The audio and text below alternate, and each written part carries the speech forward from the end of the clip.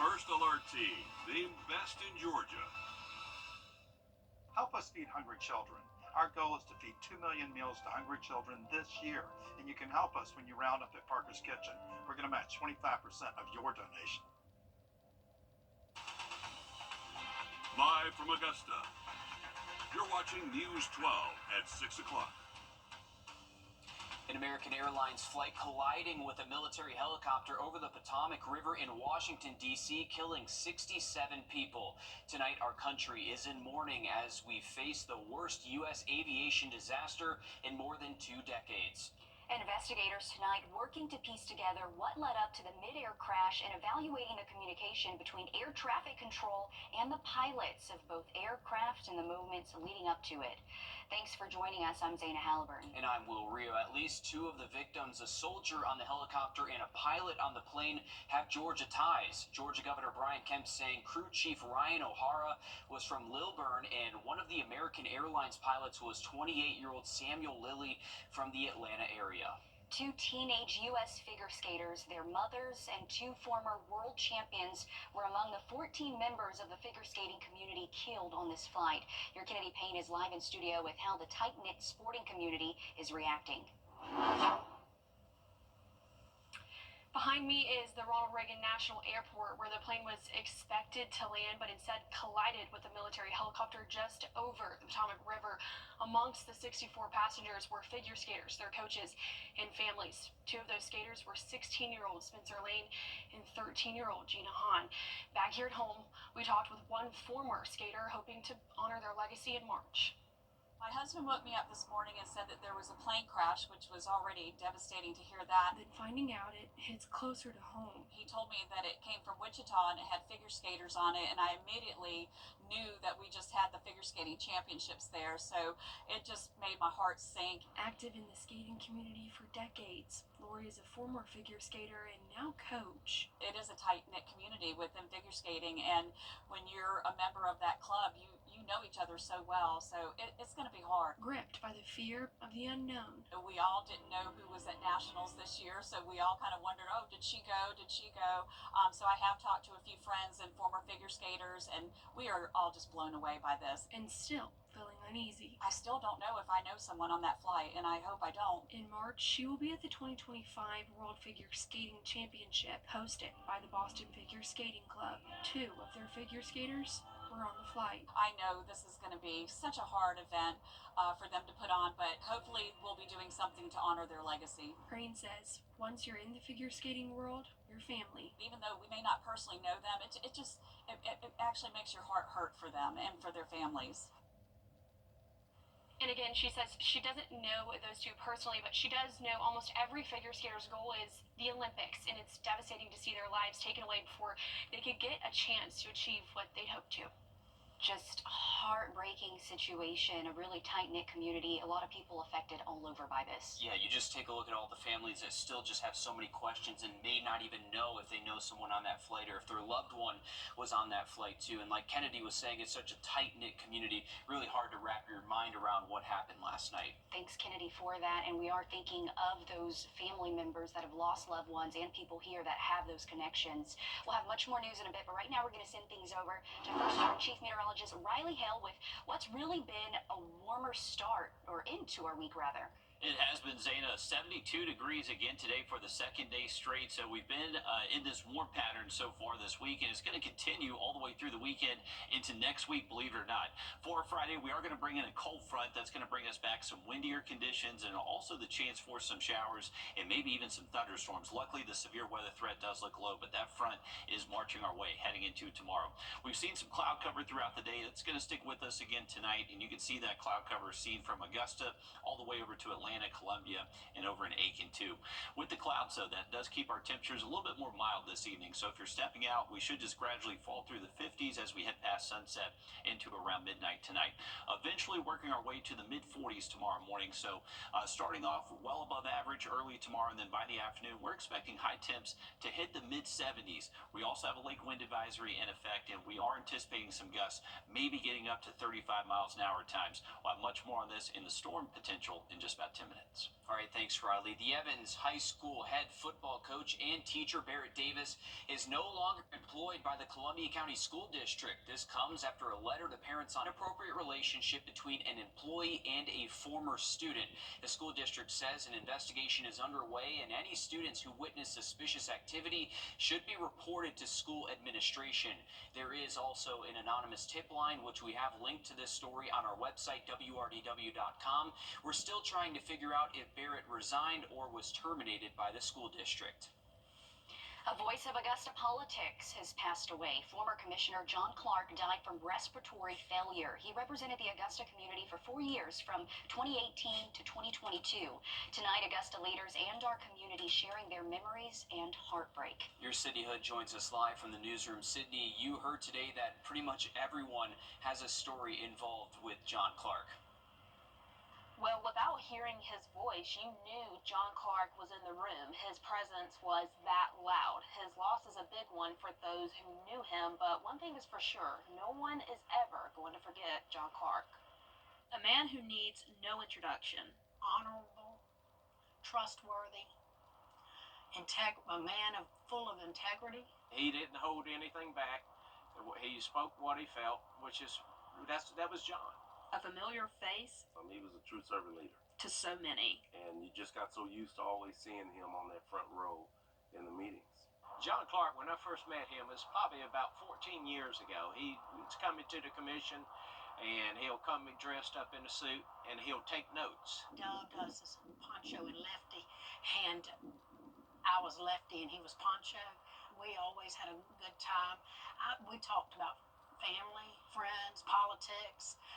He and my dad were about a year apart, so they were from the same era, and they reminded me a lot of each other. They were both witty, had that sense of humor. And was never at a loss of words. I actually asked him plenty of times, I said, hey, you want to swap seats? He said, no, Wayne, I'm glad where I'm sitting. I got more power than you do. And to be truthful, that was a true statement. If there's one thing about John Clark, That he loved Augusta Richmond County. He served, and as he would tell me, Catherine, you are a constituents commissioner. Back to him. So was John. He was also a constituents commissioner, and he did a fine job.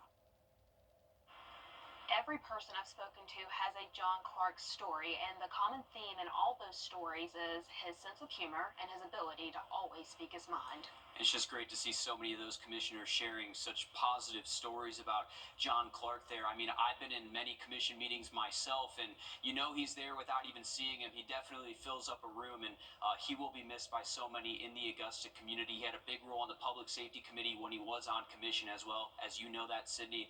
So our thoughts and prayers certainly go out to his family. Thanks for that update. Not everyone receiving care at the Children's Hospital of Georgia lives in the CSRA. That's where the Ronald McDonald House Charities of Augusta steps in.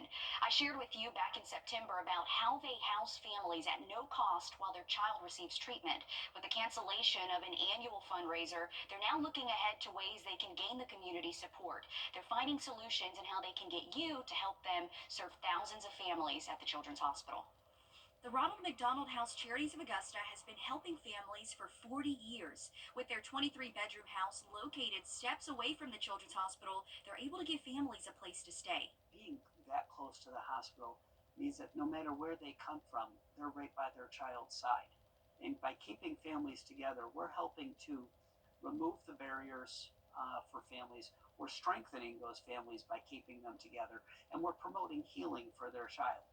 And this is made possible at no cost to families because of the community support and through annual fundraisers like Wine, Women, and Shoes. Sadly, this event for 2024 was canceled because of Hurricane Helene. Instead of originally postponing it, they have now decided to look ahead to this year's event in September. We just knew that the community as a whole wasn't ready for something, of this magnitude, and we wanted to make sure that we were respectful of that.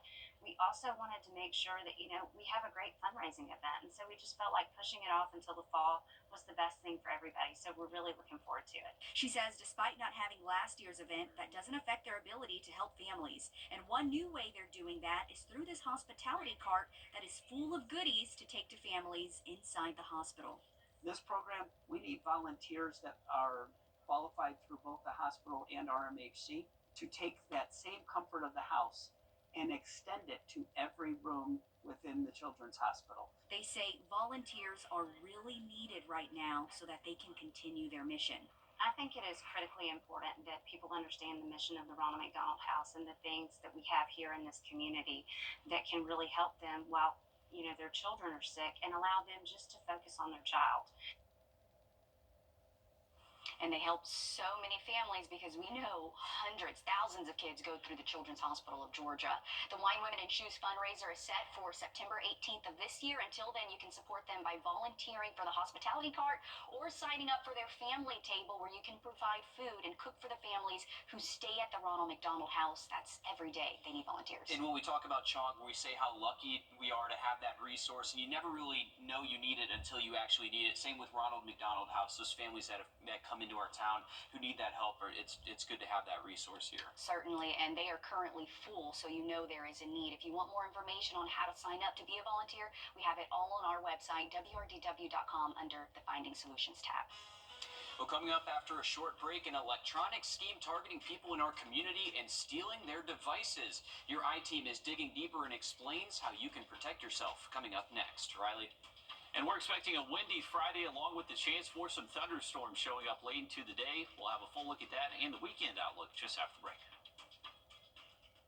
Time and Temp, brought to you by your First Alert weather team. This is not you. It's not me. Most of next week.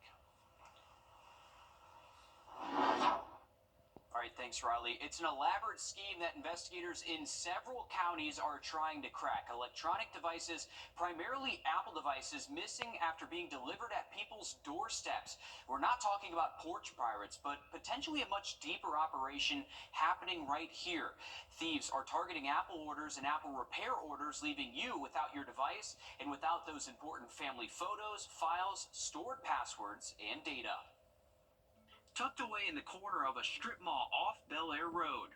This hold down bracket is your home button. Amber Savoy owns this small electronics repair store. And this is an iPhone SE, a newer generation iPhone SE. She's not only fixing Apple devices, but now also trying to find their rightful owners. Have you ever seen anything like that before? Never, and I've worked in this industry for 20 years. I've never seen that. At the beginning of January, surveillance video shows two men bringing in a handful of electronics. About 15 different devices. They were all broken, and they wanted to just give them a price on it. Devices with names connected to them of people she didn't know. It was people that took their device to Apple to have the device repaired, and they went missing. And here, they've ended up here, so I'm just trying to reconnect everybody with their devices. In total, Amber says those devices cost more than $10,000, and so far, only 5 people have received their devices back, including this woman who saw her MacBook on Amber's Facebook post. There are a lot of us locally that this impacted. Her computer with a cracked screen was sent out for repair by Apple. She says no tracking label was ever given to her, and her computer was just lost. Also, I was concerned that I had bank tax returns and things saved on my computer, and I had copies of it, but I just didn't want that out there floating around, and I didn't like that no one could tell me where the computer was. Amber says Apple told her there were 70 devices missing from the Augusta area alone. We actually have 2 iPads that are unclaimed. We have 3 Apple Watches that are broken and unclaimed. We have AirPods. We also have an iMac. And this iMac, new, I believe is valued probably around $3,000 or $4,000. But is there a bigger issue with Apple products being stolen? Our I-Team went digging and found pages of police reports in Columbia County. Nearly 20 identical reports from October to January detail stolen Apple products from across the county. So what's going on with all of these missing Apple devices? We talked to the Columbia County Sheriff's Office, who sent us to Richmond County. Investigators say they're still not sure who's taking all of these Apple devices. However, local law enforcement told our high team they're unsure where exactly the issue is happening. I just want this to stop. I think they need to acknowledge that there's some kind of issue. Still a lot of questions with this investigation as it is ongoing at this point. So what's the remedy in all of this? What can you do to protect yourself? Well, Amber says it's always a good idea to back up your data before sending your device out to Apple. For people who have Apple Care warranty, she recommends having Apple send you a shipping label so you can ship it yourself directly to them versus going to an Apple store. We did reach out to Xfinity and FedEx, who say they're working to resolve these issues. Of course, we'll continue following this and let you know if we find out any more. Stick with us. We're back after a short break. First Alert Radar, powered by Jim Hudson Automotive Group. Make life a little easier. Start saving on fuel now. Download the Circle K app and join today for free. On Your Sideline, sponsored by Chandler Law Firm. All right, we're just over a week away from the conclusion of the high school basketball regular season. One of the most impressive teams ahead of the playoffs is just 30 minutes down I-20 West from here. Thompson is on the verge of another deep playoff run, and this time they're hoping to finish the job. A team led by a coach that's just as involved in practice as its players. We have some great leaders on the court, but it starts with me as the leader. So I set the tone, and they follow, and that's how we've been successful. Coach Sierra Williams has taken Thompson to new heights, securing the program's third straight 20-win season and capturing a region title and Elite Eight appearance last year. This year, she wants more than that. We had a good season last year, but very disappointing in the end. We did not accomplish half the goals we set, and I think they understand and learned from last year, so they want to come out and really, again, help set that tone and practice each day and get others to follow and work. In a region that includes Butler and Josie, Thompson has had to separate themselves from the pack, and they're doing it flawlessly. The Bulldogs are 7-0 in region play with just 3 games left on their schedule. We have the toughest region in 2A basketball, so you have to do the small things each day to get better, and it started for us in the offseason over the summer break. Williams says she's confident that this year's team has what it takes to secure the program's first ever state championship. We had a group of kids that committed to working hard individually on their development, skill work stuff, and it's showing up now. Thompson's final 3-game stretch starts tomorrow night against Glen Hills before closing out with 2 more tough region battles against Josie and Butler. And Augusta University men's golf team kicks off the spring leg of their season next week in Charleston. They ended the fall season with a 7th place finish at the Bearcat Invitational. And while they've had some time to make adjustments, junior Stephon Jacobs has been at work. He was one of 3 Jags to compete in the Orlando Amateur, where he placed 3rd. Big things in store for this year's squad at AU. All right, thanks for that, Joseph. I am hanging my head in shame today. We unfortunately did not get our 3-degree guarantee, brought to you by Tub Doctor. Our forecast 67. Despite the cloud cover all day, we still were able to warm up to 72 degrees. No money today, but we have gathered up to $750 for Prepare for Babies so far. So looking forward to presenting them that check. I'm going to look at the 7-day forecast for you just after break. First Alert Radar, powered by Jim Hudson Automotive Group. Ashley's present a premium mattress purchase. Only at Ashley. All right, welcome back, folks. We're saying goodbye to our pretty sunset that was out there. Just some lingering light there on the western horizon. Temperatures this evening are going to be relatively mild. We should actually keep temps in the 50s through at least around midnight if you're stepping out. Staying dry through Friday morning. Our chance for rain does increase heading into our Friday afternoon and evening as a cold front moves in. Remember, ahead of the front, we're in the warm sector, so high temps tomorrow will likely top out into the mid-70s for us here around I-20 and south. The rain will arrive as we get most likely after 3 p.m. last into the evening tomorrow. There is going to be the opportunity for some thunderstorms, but it doesn't look like there's necessarily going to be enough ingredients for severe weather. Something we're going to be watching closely, though, as we head into tomorrow afternoon. All that clears out for the weekend. Looking good Saturday and Sunday. High temps will be just a little bit cooler than what we've been the past couple of days, but still above average. Upper 60s Saturday, Sunday. Looking good for Punxsutawney Phil and General Beauregard as we head into Sunday. And then next week, it is definitely looking like spring. All right, we'll take it. Thanks, Riley. We're back live on 26 News at 7. And for News 12 at 10 and 11 o'clock. Thanks for watching.